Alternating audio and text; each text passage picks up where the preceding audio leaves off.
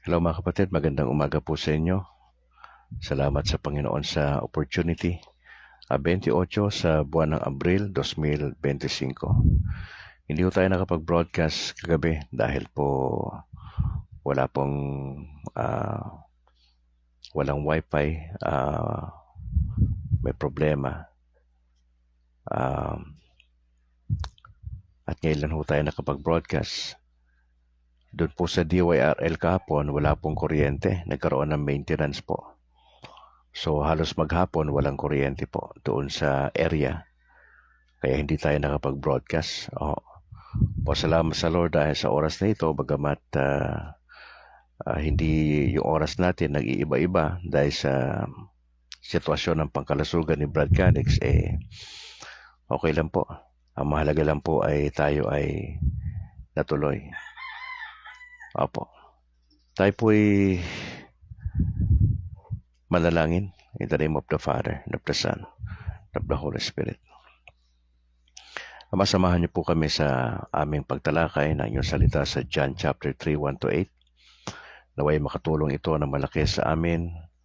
Paano namin tignan ang inyong salita? Paano namin to aralin ng may kaseryosohan sa aming kaisipan at pananampalataya? And salamat po sa magandang panahon. Salamat sa kalakasan sa inyong patnubay. Amin dalangin ang inyong gabay, banal na Espiritu sa oras na ito, na kayo po ang isang mabigyan ng parangal. Just want to thank you for all the blessings sa opportunity kahapon na kapag dalo sa misa ang inyong mga anak at kami nagdadasal ng inyong patuloy na paggalaw sa aming buhay. Maraming salamat po. We would like to commit to you, Father, yung aming gagawin ngayon. Maluwalhati po nawa ang inyong pangalan. Maraming salamat. Samahan nyo kami, Blessed Virgin Mary. Gusto naming mag-grow sa aming pananampalataya na kasama ko kayo. Maraming salamat. We pray this in Jesus' name. Amen. Amen. In the name of the Father, and of the Son, and of the Holy Spirit. Magandang umaga, Apol. God bless even sa iyong parents. At samanawa ni Lord ang iyong mother sa kanyang sitwasyon, si Ate Emily. Padalangin natin na patuloy siyang encourage ng Lord sa kanyang sitwasyon sa mga panahon na ito. Salamat sa Lord sapagkat wala tayong pwedeng takbuhan maliban sa ating Panginoon. Alright mga kapatid, diretso ako sa word. Pagkatapos niyan ay yung naudlot natin na kwento sa usapang OFWs ng Sabado ay gagawin ko po ngayon. Maya-maya ng konti. Pagbati muna sa aking may bahay kay Annalyn, sa aming dalawang anak na si James Philip at Alana Grace. Ganon din sa aking mother kay Mama Elsie. Lahat ng mga kapatid ko dyan sa Cainta, sa Pangasinan, magandang umaga. Sa ating Bishop sa Diocese of Bacolod, kay Bishop Patricio Buson, magandang umaga Bishop. At sa lahat ng mga kaparian dyan sa San Sebastian Cathedral, magandang umaga po. At sa lahat ng mga staff dyan sa DYAF na station po natin, kila Engineer Clarito, kay Engineer Joseph, Stanley, maraming salamat sa inyo, sa inyong patuloy na pagtutulungan para maging maayos yung ating station. Sila Ate Agnes din, maraming salamat sa iba't ibang mga programmers ng DYAF. God bless mga kapatid. Samahan nawa tayo ng Lord sa ating endeavors na maging maayos ang istasyon later on, na tayo ay pagpalain ng Lord financially para makakuha tayo ng mga dagdag na tutulong upang mas maging maayos pa ang takbo ng ating istasyon. Para sa ating ding General Manager na si Reverend Father Deramas, magandang umaga Pans. God bless sa lahat ng mga kaparian sa Negros Occidental. Especially yung aking parish priest, si Reverend Father Luan Torrefranca, dyan sa San Juan Nepomuceno, sa Sumag, kay Father Nobles, at kay Father Egay. Maraming salamat. Kenneth Alvin Bustamante, bro, magandang umaga. See you bukas sa gabi. Makasama ho natin si Bro Kenneth Alvin Bustamante, isang media man at the same time ay napaka-involved sa pagpapalaganap ng katuruan ng Simbahang Katolika. Makasama ho natin siya sa Martes ng gabi para talakayin ang ano ba yung impact nitong social media sa buhay pananampalataya natin at paano natin to magagamit ng lubusan sa pagpapalaganap ng katuruan ng ating Panginoong Hesus. Magandang umaga, Bro Kenneth. God bless sa buong pamilya, sa iyong parish priest. Salamat. Ismael Bernat Galindo, God bless kay Junior Coronel. Maraming salamat po. Alright, diretso na ako, mga kapatid. John chapter 3, 1-8. Wikang Banyaga, there was a man of the Pharisees named Nicodemus, a ruler of the Jews. Now this man came to Jesus by night and said to him, Rabbi, we know that you are a teacher come from God, for no one can do these things that you do unless God is with him. Now Jesus answered him, Truly, truly, I say to you, unless one is born anew, he cannot see the kingdom of God. Now Nicodemus said to him, How can a man be born when he is old? Can he enter a second time into his mother's womb and be born? Now Jesus answered, Truly, truly, I say to you, unless one is born of water and the Spirit, he cannot enter the kingdom of God. That which is born of the flesh is flesh, and that which is born of the Spirit is spirit. Now do not marvel that I said to you, you must be born anew.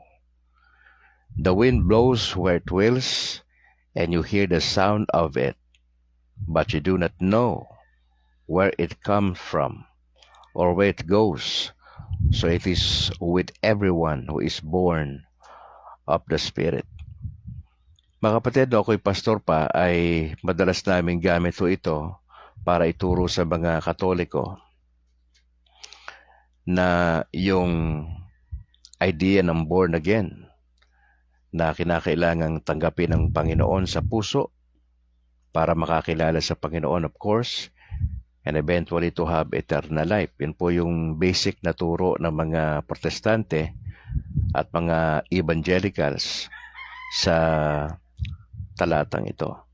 Pero maya-maya, especially sa verse 5, ay ito'y nakakagulat na turo para sa mga kaibigan natin Protestante at mga evangelicals. Ano nga ba ang tinutukoy dyan sa talatang 5 na born of water and the Spirit? Yung parirala na yan, yung praise na yan ay yan po yung isa sa mga pinagtatalunan, even yung subject matter na born again. Ano bang ibig sabihin yan? But before that, sabi ho dito, isang nagtuturo, isang ruler ng mga Hudyo na ang pangalan ay Nicodemus. Nagpunta sa Panginoon ng gabi. Bakit gabi? Probably kahiyaan yan. Pag siya nakita ng mga kasama niya, baka questionin ang kanyang motibo sa pagpunta. Marahil kaya siya gabi nagpunta para makita ang ating Panginoon at makausap. Maganda yung kanyang entrada . Ang sabi niya, ang bungad niya sa Panginoon, Rabbi. Sabi ng Rabbi, Guro. Si Nicodemus ay may pagkilala kay Jesus na ito ay may alam. Alam mo, pagka ikay nabalsagan na Rabbi, bihasa ka sa Old Testament scriptures. Alam mo ang nakalagay doon. Hindi ka lang basta may nalaman kundi baga master teacher ka, rabbi. Sabi niya, we know that you are a teacher come from God. Sabi diyan, we know. Sabihin, hindi lang siya, kundi meron pang iba na nagsasabi, kayo ho ay galing sa Diyos. Kasi ho, wala ho makagagawa ng mga signs malibang sumasa kanya ang Diyos. So dito si Nicodemos ay may pagkilala kay Jesus bilang rabbi o teacher, at may pagkilala si Nicodemos na si Jesus ay galing sa Ama. Now, sa kanilang usapan, nabanggit ng Panginoon, unless one is born anew. Sa ibang translation, unless one is born again or born from above. Merong maling pagkaunawa ang karamihang mga ngaral tungkol dyan. Akala nila yung born again ay sekta. Kaya nga ho, yung panahon ni Eddie Villanueva na isang mambabatas na ngayon, siya po yung nagpasimuno ng grupong yung grupo na yan na pumutok ho yan yung Jesus is Lord. Born again. Merong misconception na ang born again, isang sekta, isang grupo, isang samahan na po pwede kang mag-join na Katoliko. Pag naka-join ka, secured ka na. Bagay yan na yung ticket mo sa langit. Ay hindi ho sekta ang born again. Ito po ay spiritual na kaugnayan ng isang individual. O sabihin mo na, in our context, ng isang Katoliko sa harapan ng Diyos. Sabi rito ni Nicodemus, paano naman masisilang na magmuli? Pwede ba yon? May edad na, papasok pa uli sa sinapupunan ng nanay. Hindi niya nag-gets Akala niya physical yung pinag-uusapan. Ito ay spiritual pinag-uusapan Unless one is born from above, born of water and spirit.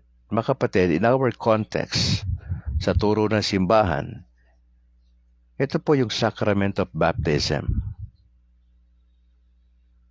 Ang sacrament of baptism, lahat dyan dumadaan. Hindi pwedeng lumaktaw sa confirmation tapos Eucharist. Hindi ho. Hindi rin ho yan yung pagtanggap kay Kristo, ligtas na. Hindi ho. Kaya nga ho mapanganib, yung basta tayo naniwala sa mga ngaral na hindi naman masyadong inaral ang passage, akala nila ang pagtanggap kay Kristo nangangahulugan ng kaligtasan kaagad. Hindi ho. Sa ating Katoliko, hindi natin iniitsapuwera ang pananampalataya per se. Naniniwala tayo na mahalaga ang role o papel ng pananampalataya. Pero hindi lang pananampalataya sa Diyos at sa turo ng simbahan, kundi mahalaga dito yung pagsunod natin sa kalooban ng Diyos. Hindi ho pananampalataya lang equal salvation. Hindi ho. Maski na tignan mo ang lumang tipan, si Abraham, si Moses, si David, lahat ng mga propeta, may angking pananampalataya. Pero pananampalataya lang ba? Hindi ho. Ni-required ho sila ng Diyos na sumunod. May pagsunod. Pananampalataya plus obedience. In our context, obedience saan? Importante sa ating sakramento. At lalo na dito sa talatang 5, ay pinag-uusapan po dyan ang sakramento ng binyag o bautismo. Meron pong popular understanding tayo mga Pinoy patungkol dito sa bautismo o pagbibinyag.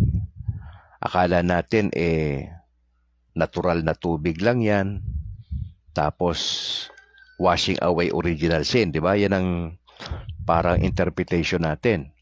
Pero mga kapatid, dito po sa 1997 Catechism for Filipino Catholics ay ipiniliwanag ho dito na mas malalim pa. Ang kahulugan daw talaga ng baptism ay hindi lang basta ito nabuhusan ng tubig ang sanggol sa kanyang gawing uluhan. Ganon din naman yung mga adults, di ba? Binubuhusan ng tubig sa ulo. Ang totoong turo ng simbahan ay ang bautismo o binyag. Ito ay new life in Christ. Ito yung panibagong buhay kay Kristo. Sharing in His dying and risking with Him, which includes the forgiveness of original sin and all personal sins. Ito yung bagong buhay natin kay Kristo, mga kapatid. Ito yung pakikibahagi natin sa kanyang kamatayan na nagresulta ng kapatawaran ng ating orihinal na mga kasalanan at yung magagawa pa nating kasalanan. Sa pamamagitan po ng cleansing power of water and the Spirit. Pangalawang popular understanding natin ay ang pagpasok sa building ng simbahan. Meron tinatawag na passive reception, parang ritual lang yon. Pero hindi ho. Ang ibig pala sabihin ng baptism ay hindi lang new life in Christ, kundi pangalawa, incorporation into the Christian community. Meaning, nagiging bahagi tayo ng katawan ng ating Panginoong Yesus. Na pwede rin nating sabihin, naging bahagi ka, literal, ng simbahan.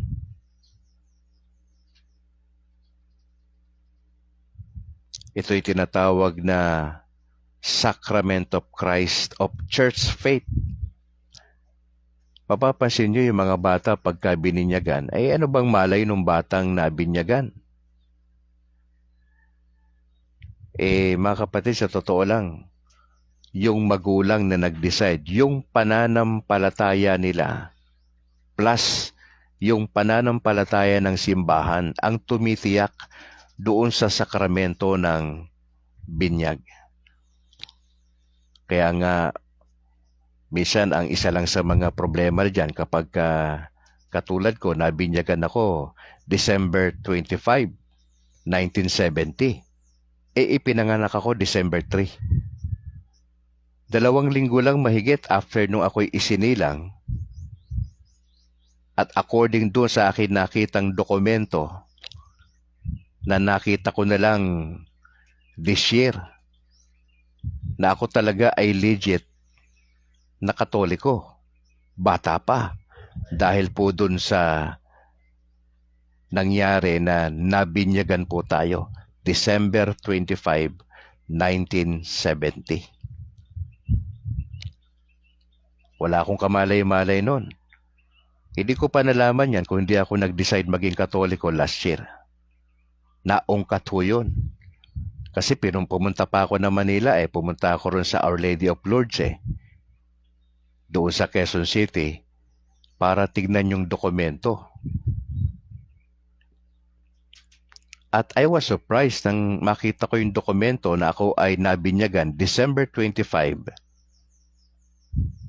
sa kapanganakan ng ating Panginoon, 1970. Tapos na-confirm lang ako last year.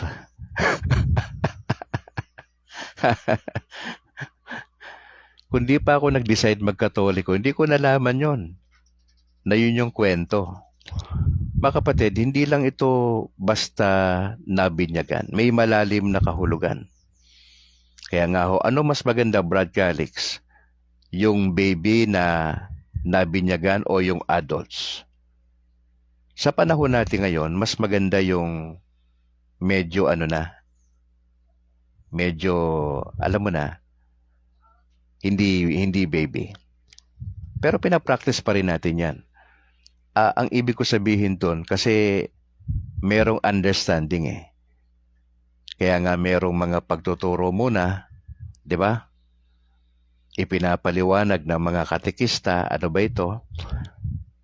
Kinakailangan nilang malaman, ano ba itong pinapasok nila? Ano ba itong sacrament of baptism? May pagtuturo sa mga katakyumen. Di ba?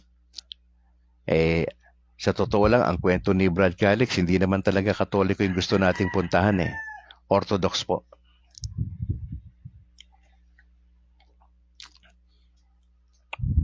Kasi gusto natin magpare. Kaya Orthodox. Kasi sa Orthodox, ang pare may asawa. Sa Katoliko po, wala po. May pagpapractice ng celibacy. Pero dinala tayo ng Panginoon sa Roman Catholic. Kasi yun talaga yung intention ng Lord.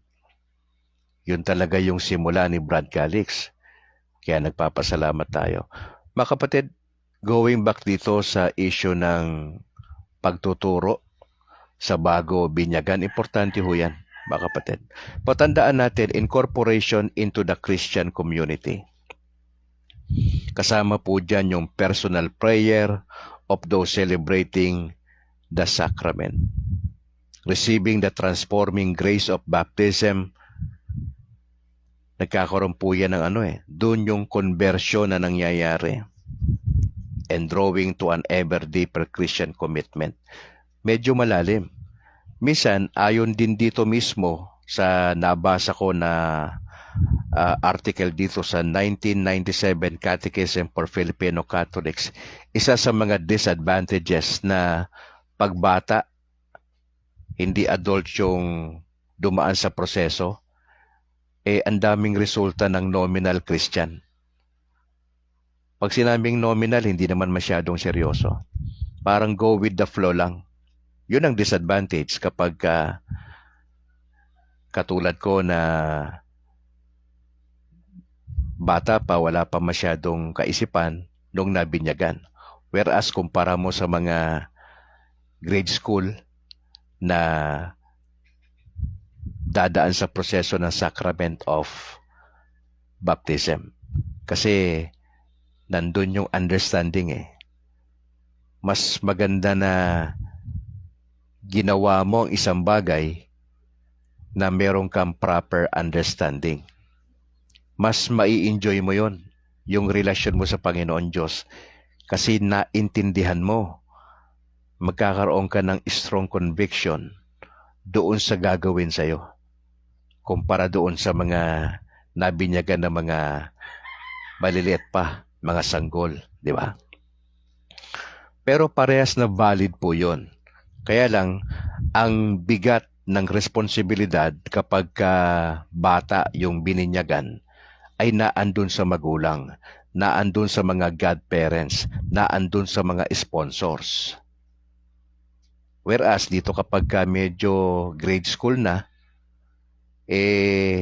mas mabilis yung kanyang paglago sa pananampalataya kasi nga meron ng understanding.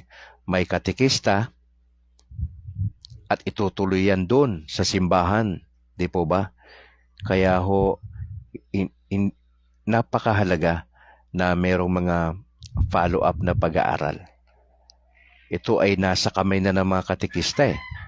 Si Brad Calix po ay sinasanay po tayo to become a catechist later on. Tapos na ako sa isang cycle. Cycle A.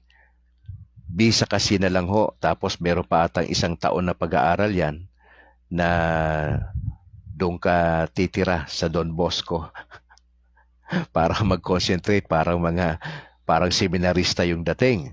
Ang focus para tutukan ang aral na simbahang Katolika.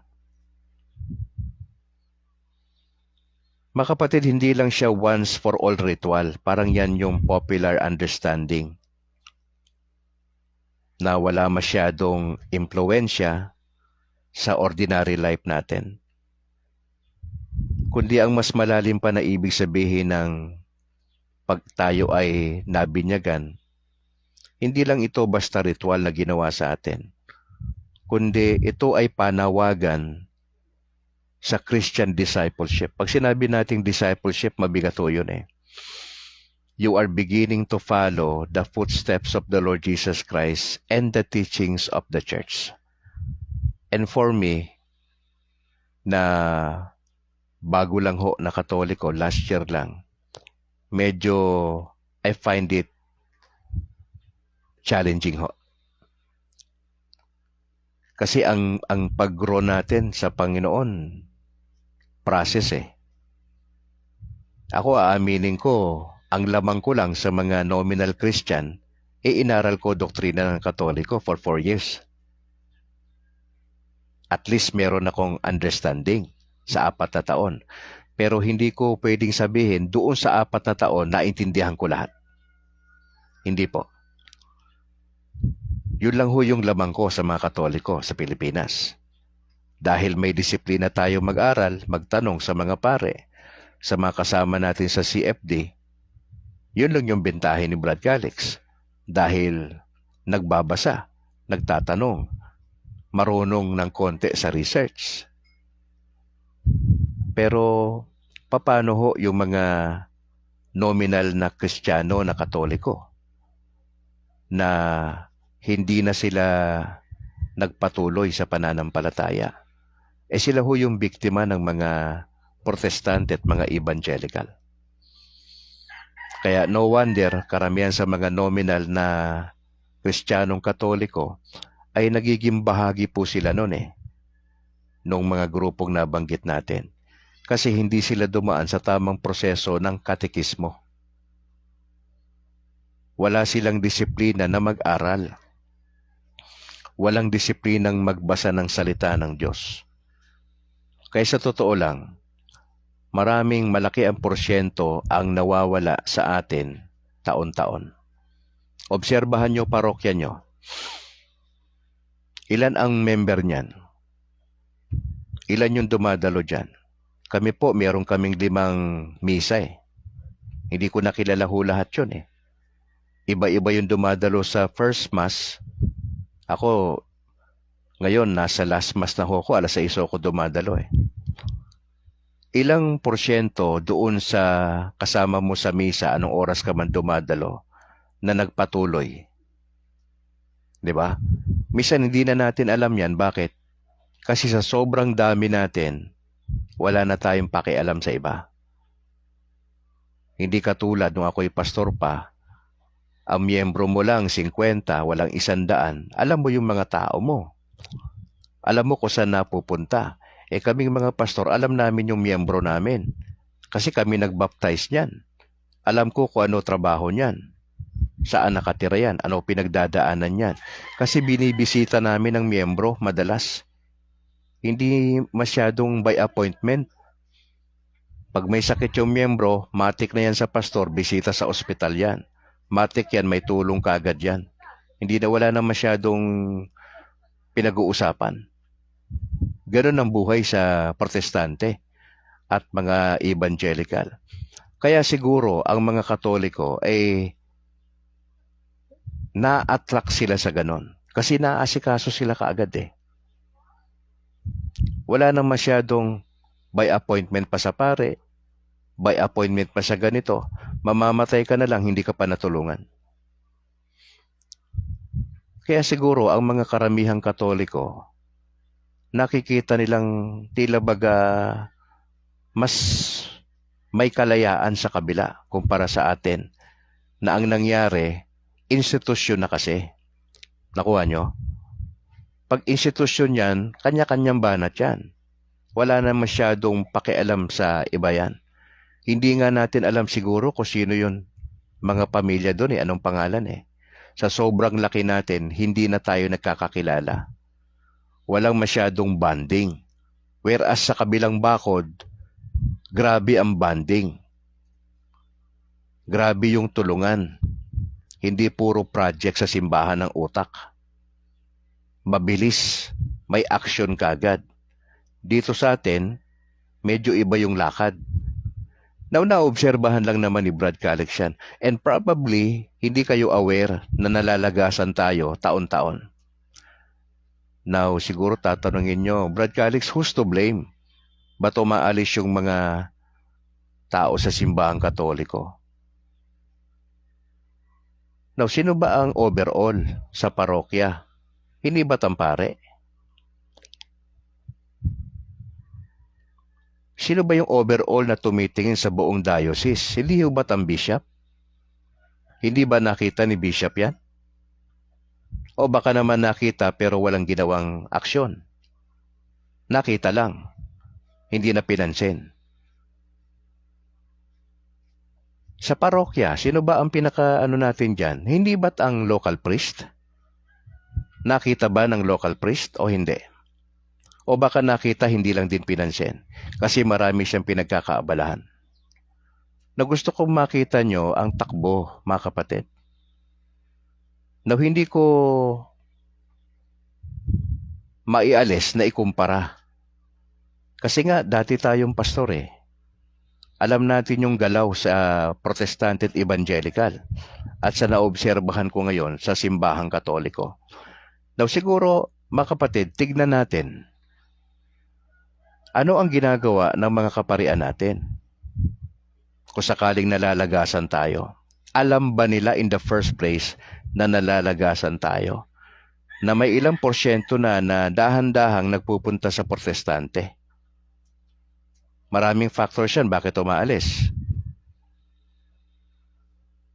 Kaya bang asikasuhin niya ng pari natin? I don't think so. Kasi ang focus nga nila iba eh. Who's to blame? Ang katekista? Ilan ang katekista sa parokya nyo? Katekistang alam ang turo ng simbahan.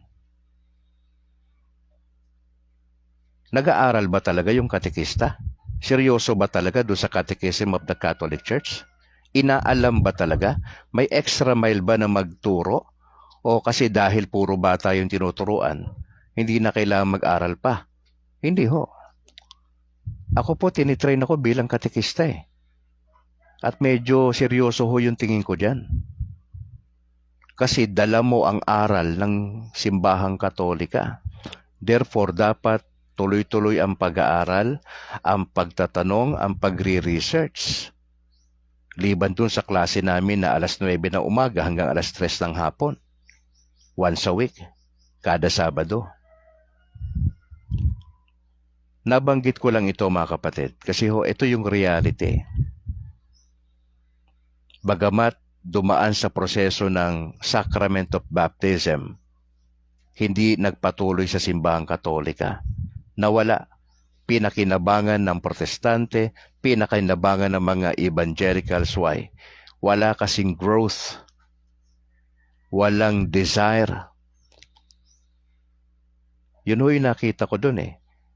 Kaya ho, ang bilis ma-brainwash ang isang nominal na katolikong Kristiyano. Simply, wala kasing ugat. Hindi dumaan sa proseso ng katekismo. Hindi alam ang turo ng simbahan. Now, anong gagawin natin?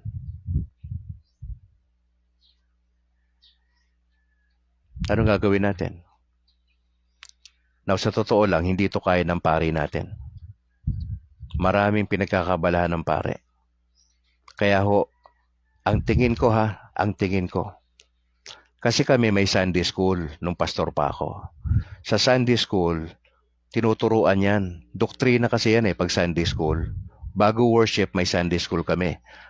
Alam yan ni Gary Joy. Si Gary Joy kasi dating protestante yan. Dating Baptist yan. May Sunday school kami. Doon namin binabanatan ng mga miyembro sa doktrina. Doon namin sila niluluto. Importante may Sunday school. Bagamat nakalulungkot ngayon, tinanggal na ho yung Sunday school sa mga simbahan Nag-focus na sa worship Oo. Mga kapatid, palakasin natin sa parokya yung pagtuturo. Sana maraming maging katekista. At sana yung mga katekista natin, hindi lang yung mindset pang bata ang tuturuan. Hindi ho. Tapos na po yung ganyang mindset. Dapat meron tayong mga katekista na mga professional that would cater doon sa mga professional natin na magtuturo ng mahusay. Di ba? Doon sa mga parents, di ba? Sa mga young couple. Oh, ang maganda diyan, alamin natin yung aral natin. Kaya kung may opportunity kayo na matitrain ho kayo bilang katekista ng parokya ninyo, gawin po ninyo yan. Hindi kasi biro yan mga kapatid. Malagasan tayo ng miyembro, hindi nyo alam. Hindi nyo alam na lagasan tayo.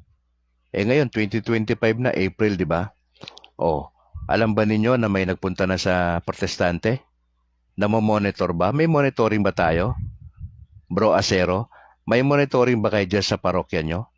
Na nawalan na kayo ng mga kasama dyan at napunta na doon sa protestante? May nagmo-monitor ba? Maganda yan.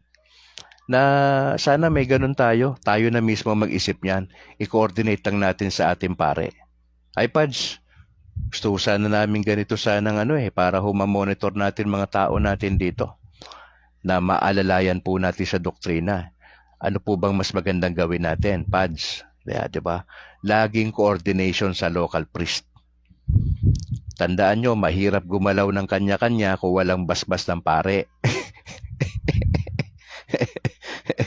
Maganda intensyon mong tumulong kaya lang kung walang basbas ni Father yan.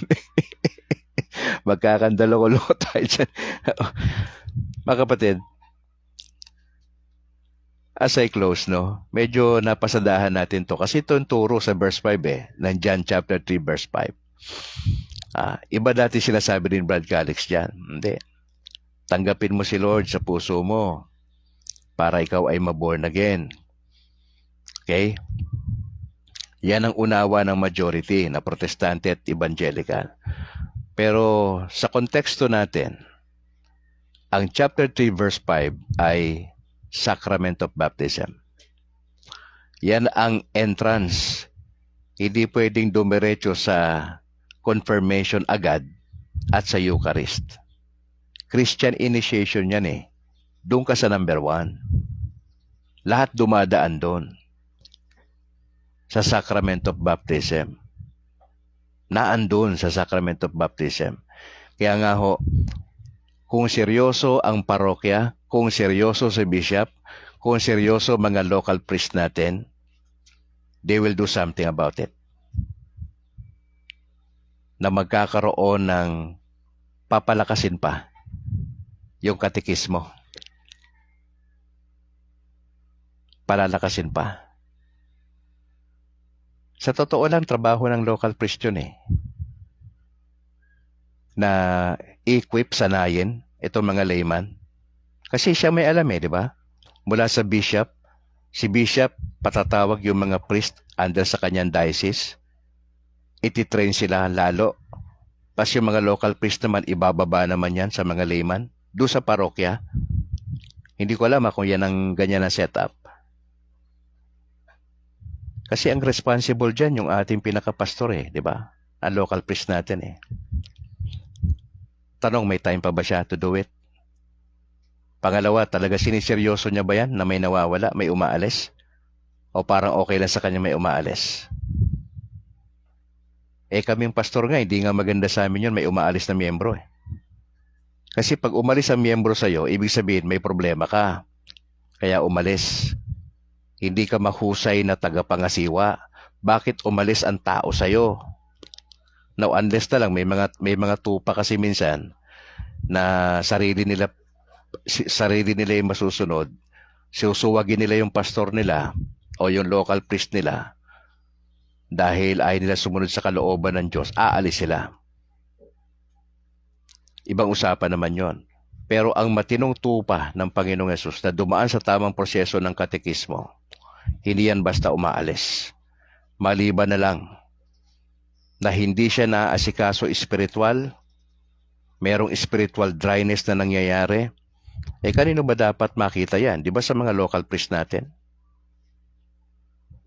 Ngayon, kung ang mga local priest natin hindi nakikita sa buhay nila yung ipinapangaral nila sa homily, iba yung ginagawa nila. Bagamat responsible sila sa harapan ng Diyos, hindi na natin kino-question yon. Pero may impact yon sa parokya. May impact yon sa parokya. O sasabihin ng local priest natin, wala akong pake kung nagsisimba pa sila o hindi. Ay, hindi ho. Dapat siniseryoso ng mga local priest natin na yung tao sa loob na lumalabas, na hindi na dumadalo, dapat nakakausap. Ang tanong, meron ba tayong ganyan na may nag-handle? Meron bang sumisilip? Pambira, nawala na yung 3 pamilya. 3 buwan nang hindi nagdumadalo sa misa yun ah. Nasaan na yun? Wala na nga hong time si Father dyan, mga kapatid, sa totoo lang. Kaya mag-initiate na tayo. Pero again, bago tayo mag-initiate ng anumang hakbang natin, coordinate natin sa ating pare para wala tayong problema. Mga kapatid, marami pa akong gustong sabihin pero mas magandang mag-usap-usap na lang tayo ng pribado siguro minsan. Marami dito sa broadcast na maraming karanasan. Ako po sana humihingi ng parang tulong sa inyo. Baka pwede ho tayo minsan mag-usap ng tayo-tayo lang, hindi dito, hindi nakikita. Na gusto ko po sana magtanong katulad ni Gary Joy, matagal na yan na naglilingkod sa Panginoon. At sa iba ho sa inyo na matatagal na. Ito'y parang panawagan ni Brad Calix, no? Doon sa mga may apostolate na matagal na ho kayong Katoliko na seryoso, ha? Ang kinakausap ni Brad Calix, yung mga seryosong Katoliko na may apostolate ka, may ginagawa ka sa parokya. Hindi ka pa simba-simba. Gusto ko sana ho kayong makausap ng pribado para magtanong ng ilang mga bagay na sana ho mapagbigyan niyo ako. Mga kapatid? Opo. Sige. Katulad nung sinabi ko, medyo humihingi po ako ng paumanhin kasi nung Sabado, masama ho talaga yung timpla ng katawan ko ng gabi. Hindi na ho ako nakapag-broadcast. Mapapansin nyo ho, hindi na po regular yung oras natin, mga kapatid. Kaya po, humihingi po ako ng paumanhin sa inyo kasi ako po kasi yung responsible dyan sa takbo ng broadcast natin. Inaabangan nyo talaga ng maaga, nagpapakita ko alanganing oras. Hindi dahil nagsasawa na po ako sa ginagawa ko. Hindi po yun ang pinaka-main reason. Ang pinaka-main reason yung aking katawan. Iba na yung pakiramdam ni Brad Calix. Gusto kong bumangon pero yung katawan ko ayaw pa. So wala akong magawa kundi ihiga. Kasi lagi masakit yung likod ko. Mga kapatid, opo. Ngayon, alam ko naman na naiintindihan po ninyo. Gusto ko sanang ituloy itong kasi nag-effort na tong isang kapatid natin na OFW na nagkwento. Kaya lang, ang narinig nyo first part. Dapat Sabado ng gabi.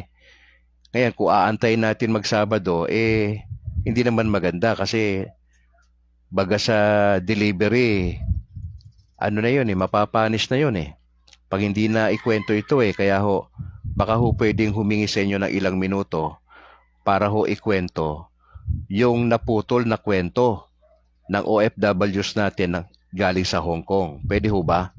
Kapi-kapi ho muna kayo dyan, mga kapatid, ha? Di ba ang kwento niya, nag-graduate siya ng 2-year course sa parang IT related. May na-meet lang siya, in-encourage siya mag-abroad. Sa madaling salita, nanghiram siya ng 35,000. 18 milyon ang binayad niya. Ang problema, nung nandun na sila sa Hong Kong, nalaman nila na illegal recruiter pala yung ahensya. Kaya nagplano sila, yung mga naunang nakaalis sa silang bago, nasampahan ng kaso. Yung illegal recruiter sa Pinas, at yung kasabwat sa Hong Kong. Ngayon, itutuloy ko na yung kwento ha, para lang maging patas tayo doon sa kapatid natin. Kasi ayaw ko naman sumama ang loob niya dahil hindi ito nabanggit. Hindi naman sasama ang loob niya for sure, pero gusto ko lang din mabasa ito para makumpleto na. Okay lang po ba? O sige. Oo.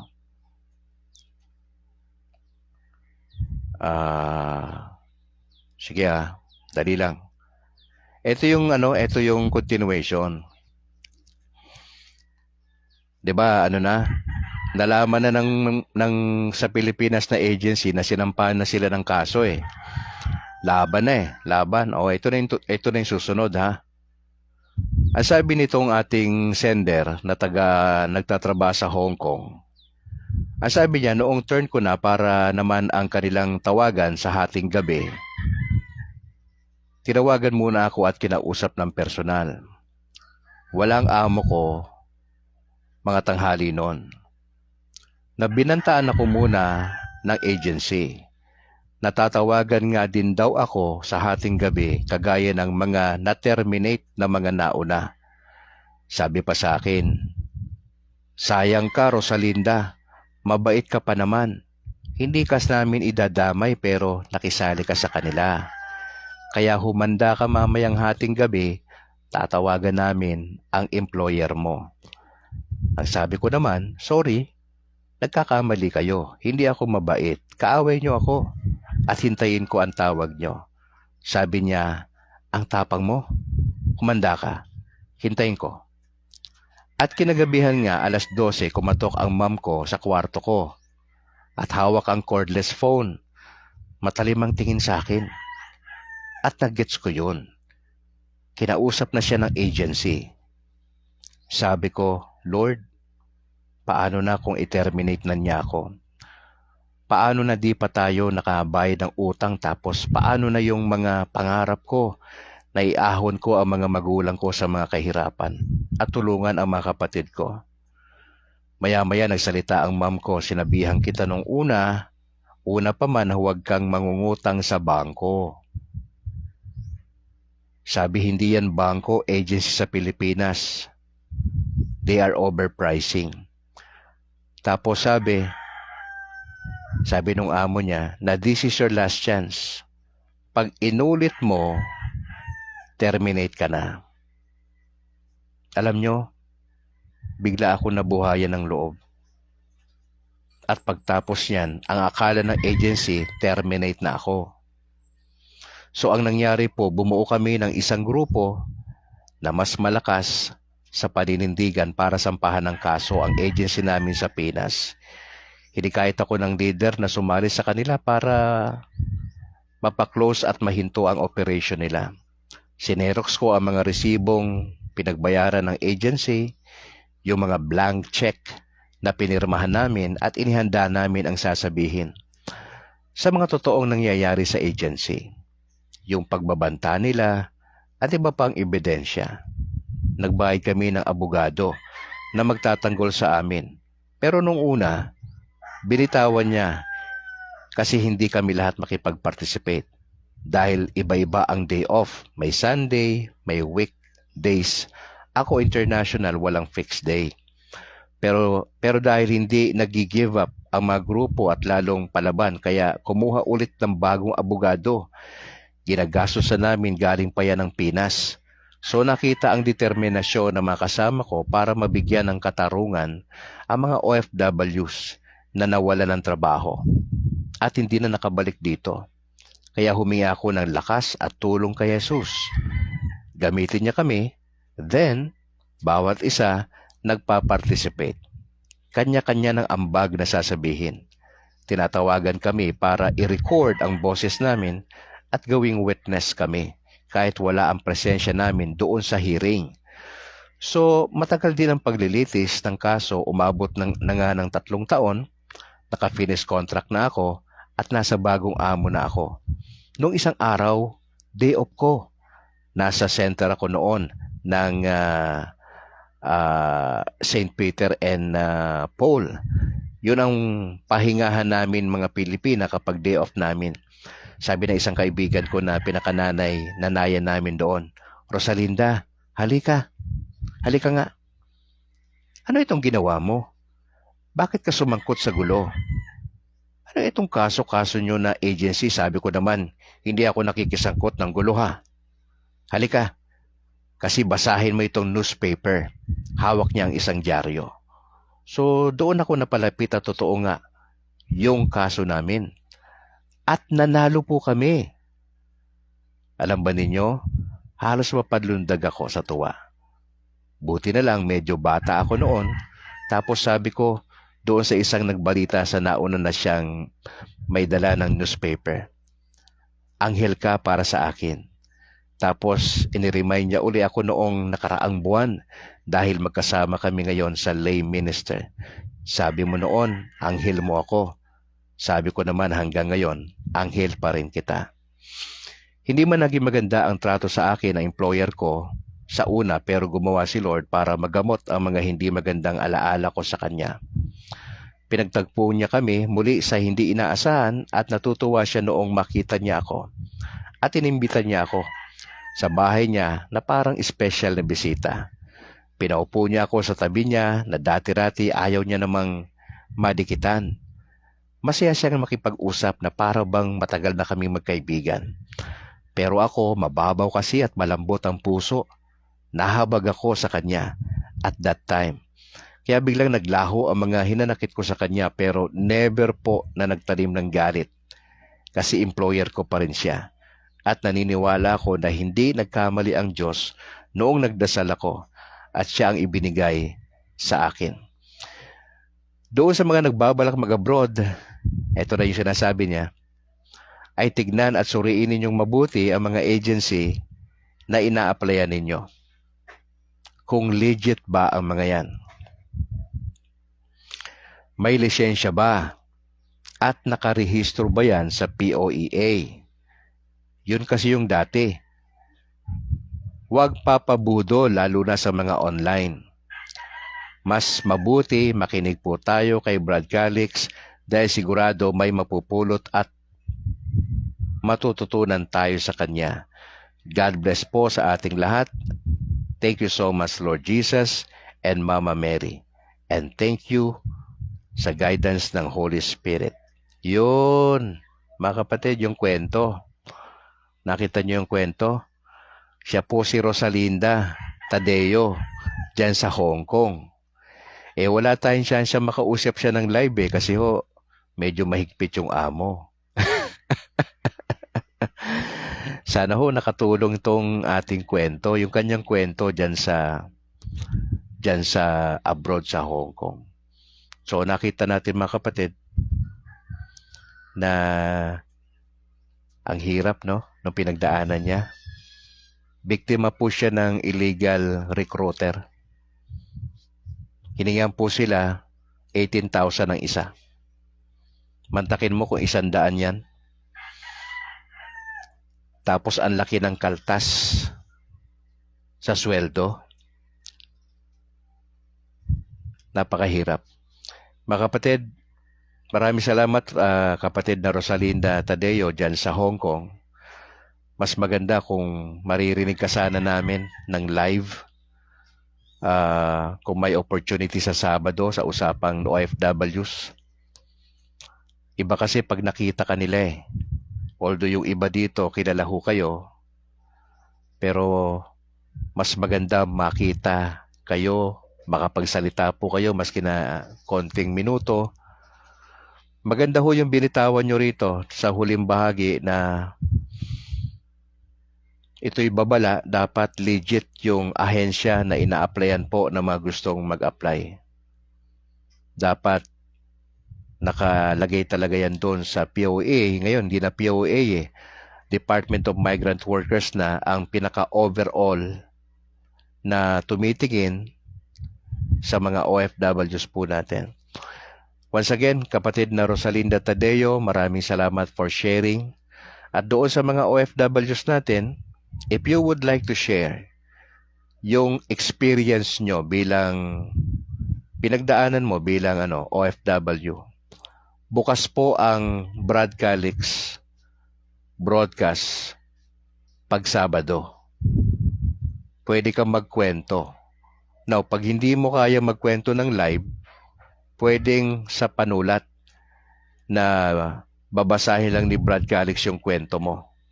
Katulad nung paano in-outline ni Sister Rosalinda yung kanyang kwento, ganyan din ho kayo magsasalaysay.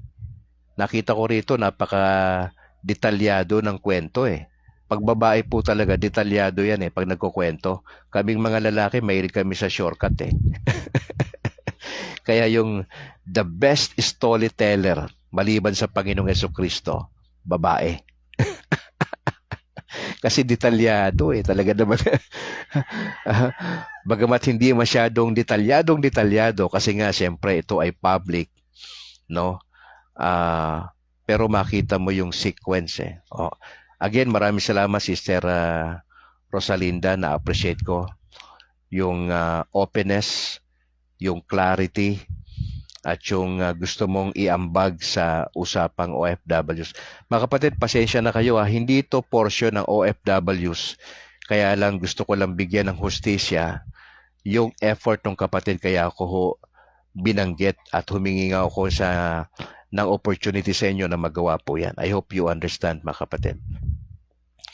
Alright, bago tayo magpaalam sa ating broadcast, maraming salamat Bobby Taruk for joining, Louie. Dicky Kabantugan, salamat po. Sa aking mother na si Mama Elsie Calixtro, magandang umaga ma. Regards sa lahat ng mga kapatid ko dyan sa Cainta, sa Pangasinan, maraming salamat. Pastor Marlon Andal, salamat po for joining, Pastor. Pastor Ramon Torres, isa po itong mahusay na tagapagsali ng Biblia at may sarili po itong equipping center or Bible school. Kung di ako nagkakamali, Iloilo, Pastor? O yung mayroong isang part dyan sa Iloilo, nakalimutan ko yung pinaka-lugar. Opo, maraming salamat Pastor, for joining sa ating broadcast. Arnel Masita, salamat po sa pag-join. Agaton Alfante, si Jermaline Honasan Balahadya dyan sa San Pedro, Laguna. Acero Ubilio, Dorado, Gary Joy. Bro, maraming salamat tuloy nyo lang yung iyong sharing sa FB. Oo, salamat. Hopefully makapag-usap tayo kasama si Tarok at yung ibang mga kapatiran dito regarding sa may itatanong sana ako na importante.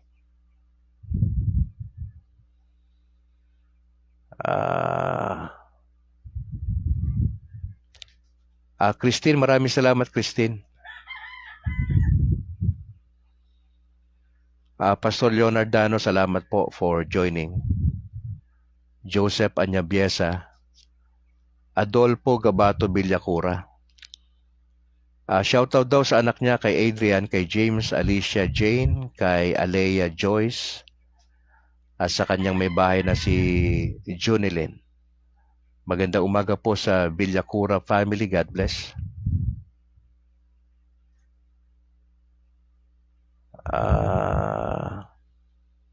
Baka may nalagpasan po ako mga kapatid. Rapet Abelyar, magandang umaga po. Para si Sir Villahermoso, nakita ko rito kanita magandang umaga po. Ray Agaton, Ate Rosa Tadeo sa Hong Kong. Eto, si Kuya Bingo Villahermosa nandito. Ariel Hintapan Padigos Sabroso. Shout out bro, Ariel. Salamat for joining. Corazon Gagi, salamat. Ate Diosdada Villegas Garcia, salamat ate for joining. Sino pa yung nandito? Si Ismael. Junior Coronel. Ismael Bernat Galindo. Kay Sir Kenneth Alvin Bustamante, media man po ito.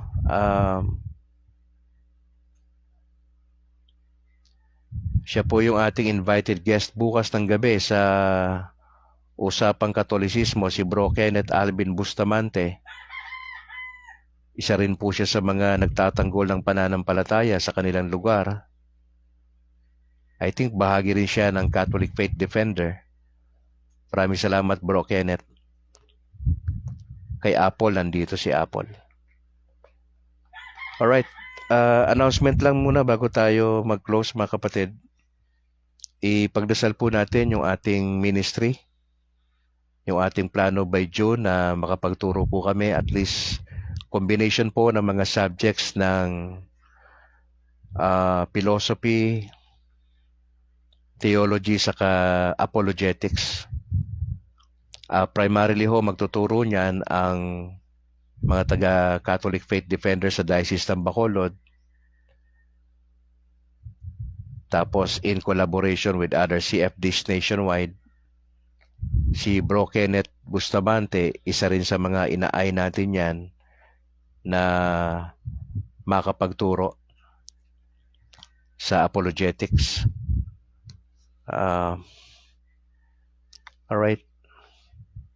Pagdasal po natin, Lord willing, magkapagsimula po tayo. Online po yan. Yan po ay exclusive for Catholics. You have to submit Xerox copy ng baptismal certificate ninyo, ang confirmation nyo at yung endorsement ng local parish priest para ma-determine ni Brad Calix yung legitimacy nyo na kayo nga ay Katoliko. Yan po yung online, once a week na pag-aaral, 1 oras kalahati. Tingnan natin kung saan hanggang kailan tayo ha. Tignan natin. Parang yan yung pilot project natin this year. Lord willing, maraming makinabang at maraming matulungan sa area ng turo ng Simbahang Katolika. Paano natin depensahan? Hindi kayo ititrain para mang-away. Hindi kayo ititrain para makipagdebate. Ititrain kayo para depensahan ang pananampalataya kung kinakailangan. Okay. Pagdasal niyo po ang aking may bahay sa kanyang sitwasyon, si Annalyn. Yung nanay ni Apple, pagdasal po natin si Ate Emily. Gusto ko sanang si Apple yung magsalita tungkol sa sitwasyon ng mother niya kasi mas alam niya. Kung merong opportunity si Apple this week na magsalita, ibigay natin yung opportunity kay Apple. Oo. Ipagdasal po natin yung aming broadcast po dito sa Negros pagka Sabado sa DYAF, ang Historia Sagrada, alas 8 hanggang alas 9 ng umaga. Pagka Linggo naman ang Liwan Ngadalan, pag Sunday 1:00 hanggang alas 2. Meron din po kami sa DYRL pagka Sunday. Hindi lang kami nakapag-broadcast kahapon kasi walang kuryente at nagka-problema yung kanilang pinaka-source ng power. And Lord willing ho, makakapag-resume kami sa Sunday. Kasama ko si Bro JB Akma ng Catholic Faith Defender sa Diocese ng Bacolod. I think pagtuong Katoliko yung aming pangalan ng broadcast. So pagdasal nyo yung ating mga ginagawa. If you would like to support Brad Calix, just let me know. Nandiyan naman ho yung ating GCash number na pwede nyong paglagakan ng inyong tulong. Marami pa tayong kailangan sa studio ng mga gamit. If you would like to donate something para ho sa igagaganda pa ho ng ating broadcast, just let me know mga kapatid. Maraming salamat po in advance sa mga kapatiran na tutulong po marahil sa gawain ng ating Panginoon Diyos. Alright. Happy birthday ho sa mga nagse-celebrate ng kanilang kaarawan sa araw na ito, April 28, Monday. Happy birthday. Hindi ko mabanggit ang pangalan nyo. At doon po sa mga couples na nagdiriwang ng kanilang probably anniversary. Happy wedding anniversary po sa inyo. Meron ako isang tao pala na naalala, birthday niya ngayon. Rosemary Piel. Si Rosemary Piel. Magandang umaga kapatid. Happy birthday. Sa mga magtatanong kay Brad Calix ng ilang mga bagay-bagay, pwede ho ninyo ako maistorbo. Wag lang po alas 10 ng gabi ha, kasi lobat na si Brad Calix. Opo. At doon sa mga ilan po sa inyo rito na nabanggit ko, baka magre-request ako ng parang closed door na usapan. Pagtatanong ha, don't be surprised kung kayo po ay ma-include ko sa gagawin kong GC para ho magtanong patungkol sa pananampalatayang Katolika, especially sa mga matatagal na po sa inyo. Sige po, suportahan nyo rin po yung ating YouTube channel, ang State of Grace TV sa YouTube. Baka dumating yung point na doon tayo magbo-broadcast minsan para masanay na po kayo. Baka maging regular na ho yun. Sa YouTube tayo, sa State of Grace TV ni Brad Calix. Nandun lahat nakalagay yung ating mga reflections, Monday to Sunday, usapang Katolisismo, pagkagabi. Merong pagbabalita minsan doon, di ba? Nung nagbabalita pa tayo ng alas 12. Nandun yung mga sample, yung ating kasal sa simbahan, yung binyag ng aking 2 anak sa simbahan, yung public declaration ng December 3, last year, dyan ho nakalagay lahat yan. So, ipagdasal po natin that the Lord would use yung ating YouTube channel na makapagbigay ng encouragement sa mga Katoliko nationwide and beyond.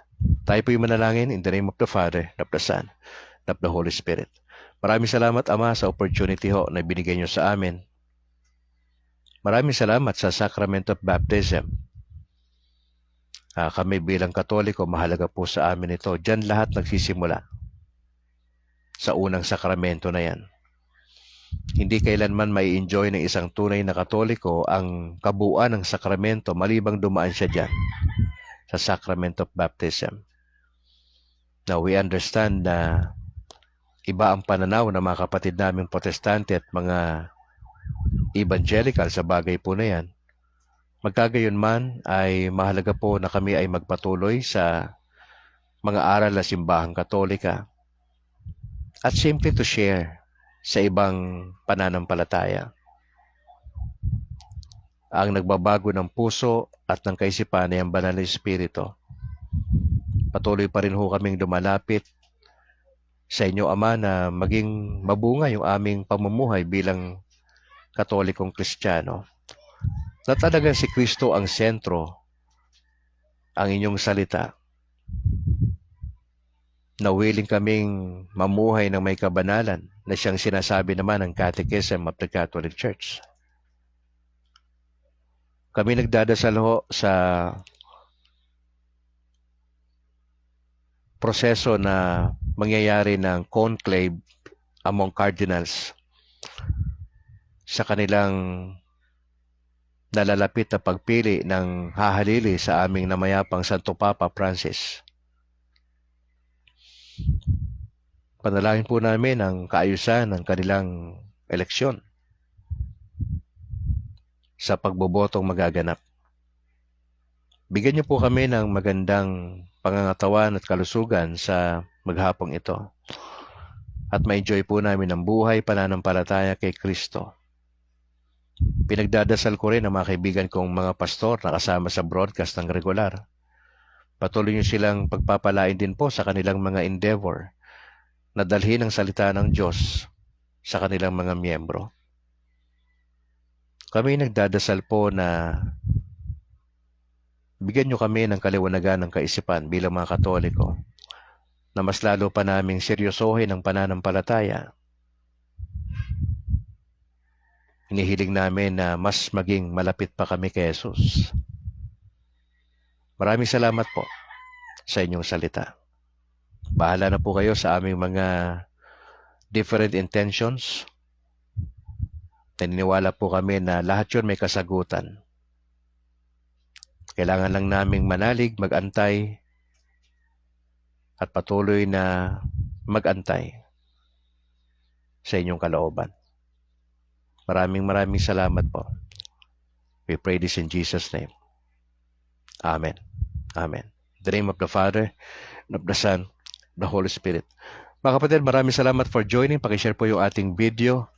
Salamat po sa inyong panahon. Sana nga ho ay nakapulutan natin ng maski papano ng tulong sa ating buhay pananampalataya, yung ating pinag-uusapan dito sa ating broadcast. Sa ngalan po ng aking may bahay na si Annalyn, ako naman si Brad Calix mula rito sa Negros Occidental. To God be the glory.